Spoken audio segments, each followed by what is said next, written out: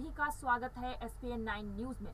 महाराष्ट्र में भारतीय जनता पार्टी अब उद्धव ठाकरे को दूसरा झटका देने की तैयारी में जुटी हुई है। दरअसल बुधवार को उप मुख्यमंत्री देवेंद्र फडणवीस और महाराष्ट्र नवनिर्माण सेना के अध्यक्ष राज ठाकरे की मुलाकात होने वाली थी।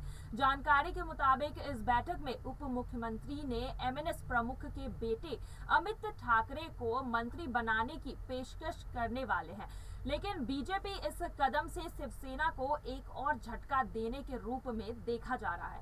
इससे पहले उद्धव ठाकरे खुद 40 विधायकों की बगावत से परेशान है और पार्टी बचाने की जद्दोजहद में जुटे हुए हैं। बीते कुछ सालों से शिवसेना ने आदित्य ठाकरे को एक युवा नेता के रूप में पेश करने की पूरी कोशिश की है। उन्होंने मंत्रिमंडल में भी शामिल कराया गया था, इसी तर्ज पर कि अब आदित्य के यहाँ पर जो है रूप में आगे चलकर लोगों को एक बड़ा नेता मिले।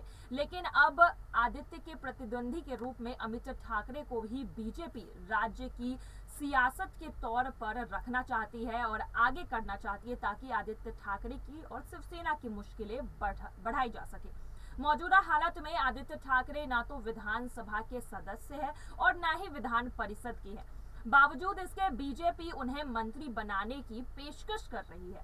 इस फैसले से यह बात तो जो है स्पष्ट हो गया है कि शिवसेना महाराष्ट्र में ठाकरे परिवार के प्रभाव को कम करने की कोशिश में जुट गई है।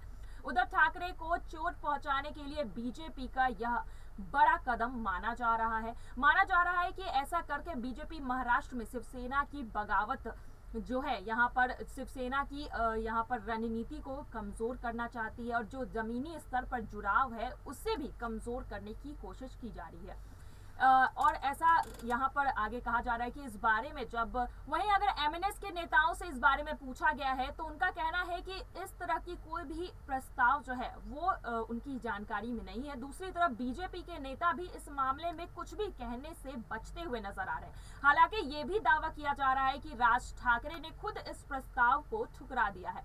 इसकी कोई आधिकारिक पुष्टि नहीं हुई है। फडणवीस राज ठाकरे से बुधवार को शिष्टाचारिक रूप से बैठक करने वाले। हालांकि बाद में यह बैठक कुछ कारणों के चलते स्थगित भी कर दी गई थी, लेकिन अब बार बार जो है एक नाम की चर्चा हो रही है कि क्या राज ठाकरे के बेटे पर बड़ा दांव खेल सकती है बीजेपी।